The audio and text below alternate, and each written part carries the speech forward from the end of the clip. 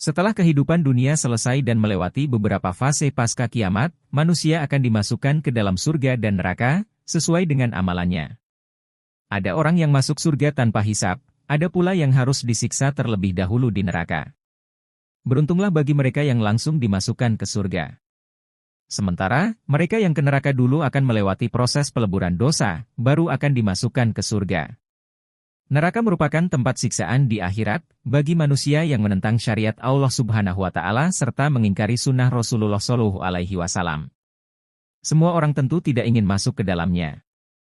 Al-Quran menyebut neraka sebagai naar yang berarti api yang menyala. Mengenai neraka, nama Juhainah dikaitkan dengan orang yang terakhir keluar dari tempat menyeramkan tersebut.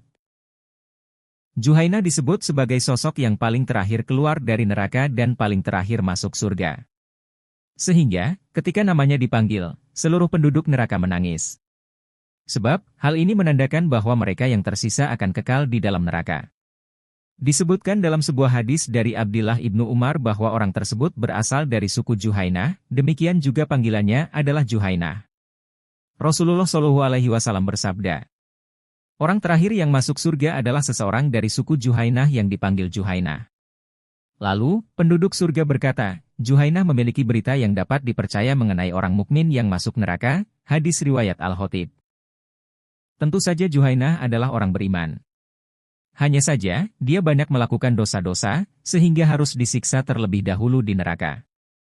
Kalau tidak, maka tidak mungkin dia akan dikeluarkan dari neraka. Sebab, hanya orang-orang beriman yang memiliki harapan masuk surga betapapun lama dia disiksa di neraka. Sebagai orang terakhir yang dikeluarkan dari neraka tentu saja dia adalah orang terakhir pula yang memasuki surga. Keluar dari neraka dengan merangkak lalu Allah menyuruhnya untuk memasuki surga. Namun, saat mendekati surga tergambar dalam bayangnya bahwa surga telah penuh. Lalu dia kembali seraya mengadu kepada Allah Subhanahu wa Ta'ala bahwa surga telah penuh, sehingga dia tidak kebagian tempat lagi untuk tinggal di dalamnya. Kemudian Allah Subhanahu wa Ta'ala kembali menyuruhnya pergi memasuki surga.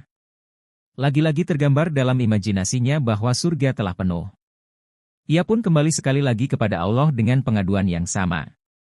Dengan rahmatnya, Allah menganugerahi orang tersebut dengan surga yang luasnya 10 kali lipat dunia. Seolah tidak percaya dengan apa yang dia terima dari Allah berupa surga yang luasnya 10 kali lipat dunia, sampai-sampai dia mengira Allah sedang bercanda dengan dirinya. Hal itu terlihat jelas dari perkataannya, apakah engkau sedang mengolok-olok aku padahal engkau adalah raja? Abdullah bin Mas'ud mengatakan melihat Rasulullah SAW tertawa sampai tampak gigi gerahamnya dan seraya bersabda mengenai orang itu dikatakan, itulah ahli surga yang paling rendah derajatnya. Ibnu Mas'ud menjelaskan mengapa sampai Rasulullah SAW tertawa. Ia kemudian mengatakan, karena Tuhan semesta alam pun tertawa, lalu berkata, aku tidak mengolok-olok kamu, tetapi aku maha kuasa atas apapun yang aku kehendaki. Hadis yang diriwayatkan Imam Muslim dari Abdullah bin Mas'ud ini, adalah hadis syahih. Hadis ini dan hadis-hadis mulia sesudahnya menggambarkan betapa hinanya derajat dunia dan betapa luasnya rahmat Allah Subhanahu wa Ta'ala. Begitulah kisah mengenai orang terakhir yang keluar neraka lalu masuk surga.